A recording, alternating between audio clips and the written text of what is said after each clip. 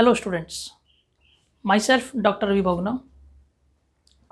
आज मैं आपके लिए इकोनॉमिक्स का एक और वीडियो लेके आया हूँ जो कि बहुत ही इंपॉर्टेंट वीडियो है, जिसे कहते हैं importance of statistics in economics.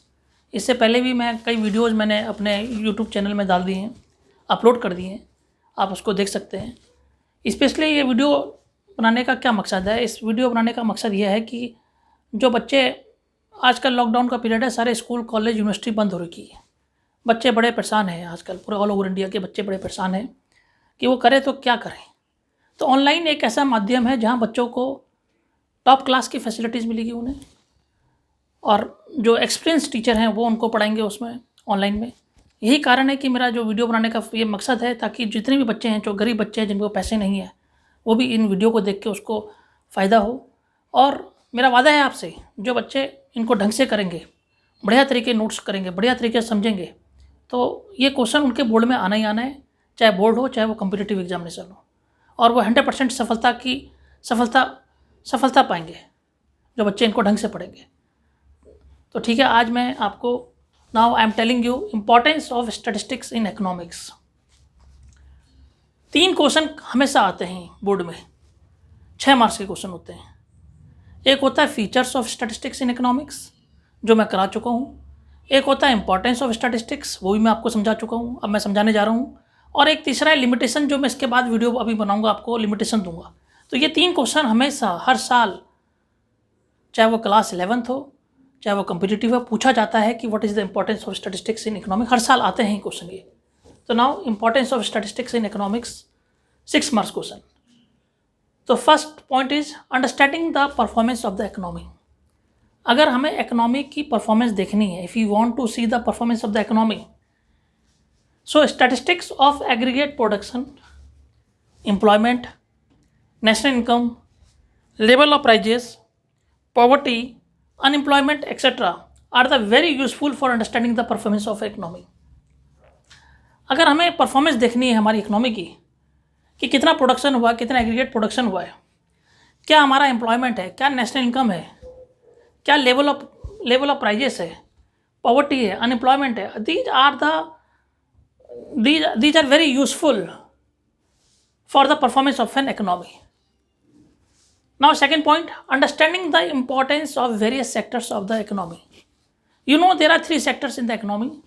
Number 1 primary sector, number 2 secondary sector, and number 3 tertiary sector. If you talk about the primary sector are those sector in which we produce goods from natural resources, like agriculture हो गया, forestry हो गया, fishing हो गया, that is known as primary sector. If we talk about the secondary sector are those sector in which we can produce one good to another, like industrial goods, industries आ गया, इसमें industry हो गया, manufacturing sector आ गया, उसको कहते हैं secondary sector. And if you talk about the tertiary sector are the service sector. आपको मालूम है आजकल टर्सरी सेक्टर हमारे देश में सबसे ज़्यादा टर्सरी सेक्टर ही चल रहा है, मैक्सिमम टर्सरी सेक्टर मतलब सर्विस सेक्टर, लाइक बैंकिंग हो गया, उसका कंट्रीब्यूशन हमारे देश में बहुत ज़्यादा है टर्सरी सेक्टर का. टर्सरी सेक्टर लाइक बैंकिंग हो गया, इंश्योरेंस हो गया, शिपिंग हो गया, ये सब टर्सरी सेक्टर है. बैंकिंग हो गया, इंश्योरेंस, शिपिंग, रेलवेज. तो this is known as service which provide the services.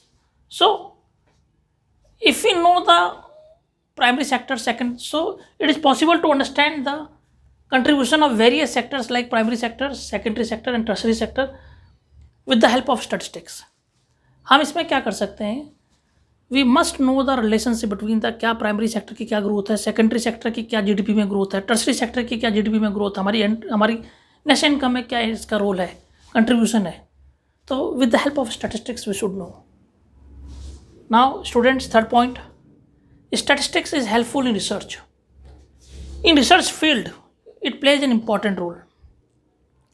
Statistics is helpful in research with the help of collection, presentation, analyze and presentation of numerical data. Is helpful in research. Any research related with economics, any research related with political science, sociology. If any person can do research, the statistics plays an important role. If you want to do research methodology, statistics plays an important role. Without statistics, your PhD those persons who are doing those faculty members who are preparing for PhD, without statistics there is no value of that PhD. Statistics plays an important role in PhD also, when you are doing PhD, when you are doing any research. So statistics plays an important role. Now, quantitative expression of economic problems. Quantitative expression of economic problems means what is unemployment rate, what is inflation rate, what is poverty rate, GDP growth rate. When we know the rate, then we find out the cause and effect. So inflation महंगाई क्या चल रही है, deflation मंदी क्या चल रही है, क्या रेट से चल रही है, तभी हमें उसका कॉज एंड इफेक्ट पता चलेगा. तो वी कैन क्वांटिटेटिव एक्सप्रेशन जानना बहुत जरूरी है. कितनी देश की पॉपुलेशन है, कितनी करोड़ तक पहुंच गई है अप्रॉक्सीमेटली, क्या इन्फ्लेशन रेट है, क्या अनएम्प्लॉयमेंट रेट है, क्या जीडीपी ग्रोथ रेट है. तभी जाके तभी गवर्नमेंट भी कोई पॉलिसी उसमें क्या कर पाएगी. Government will implement some policy regarding it. Now students, now this is the fifth point, cause and effect relation. Economists come to know that it is because of the decline in demand. Economists come to know that it is because of the decline in demand that investment in the economy has tended to shrink. They can suggest the government to adopt such measures as would increase the level of the demand in the economy. भाई हमें cause and effect पता लगता है statistics के द्वारा, और जितने भी इकोनॉमिस्ट हैं उन्हें पता चलेगा कि भाई अगर. Now students, cause and effect relationship. Economists come to know that it is because of the decline in demand that investment in the economy has tended to shrink. They can suggest the government to adopt such measures as would increase the level of demand in the economy. देखिए, हम statistics के द्वारा we can find out the cause and effect. अब आप देख रहे हैं यहाँ डिमांड कम हो गई है, तो जब डिमांड कम होगी किसी भी गुड्स की या किसी भी कमोडिटी की, तो क्या होगा, debt investment in the economy, investment भी क्या हो जाएगा, कम हो जाएगा. तो गवर्नमेंट सोचेगी कि भैया जब इन्वेस्टमेंट ही कम हो गया है, डिमांड ही कम हो गई है, तो गवर्नमेंट डिमांड को बढ़ाने की कोशिश करेगी. गवर्नमेंट ऐसे स्टेप ढूंढेगी ताकि क्या हो कि डिमांड उस गुड्स का क्या हो, बढ़ने लग जाए, उस कमोडिटी का डिमांड क्या होने लग जाए, बढ़ने लग जाए. Now 6 point, formulation of policies. जितनी भी गवर्नमेंट की पॉलिसी है, चाहे वो मॉनेटरी पॉलिसी हो, चाहे वो फिजिकल पॉलिसी हो, चाहे वो इन्फ्लेशन हो, चाहे वो डिफ्लेशन हो, चाहे वो टैक्सेशन पॉलिसी हो, any type of policies related with economics, all it needs statistics. It needs what? Statistics. जितनी भी पॉलिसीज हैं, चाहे गवर्नमेंट की, चाहे वो मॉनेटरी पॉलिसी हो, चाहे वो फिजिकल पॉलिसी हो, और many other policies etc. all depends on statistics. किस पे डिपेंड है, स्टैटिस्टिक्स पे डिपेंड है. Now 7th point, that is economic equilibrium. देखिए, with the help of statistical method, economists should know how profits of the producer maximized and how consumer get maximum satisfaction.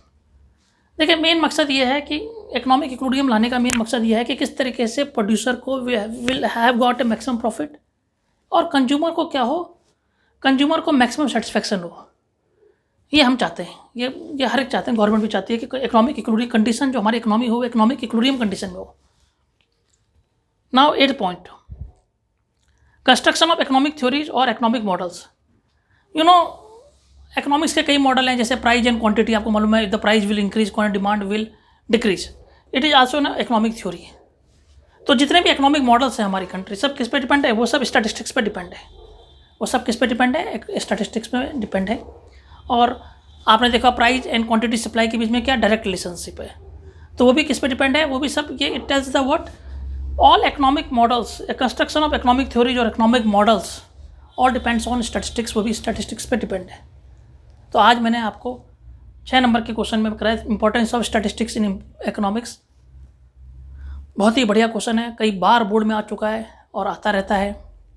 आपको ये video पसंद आए, आप इसको subscribe जरूर कीजिए, लाइक ज़रूर कीजिए, क्योंकि इससे हमें भी मोटिवेशन मिलेगा. हम आपके लिए और वीडियो बनाते रहेंगे ताकि बच्चों का क्या हो, फ़ायदा हो. Thanks doctor Vibha.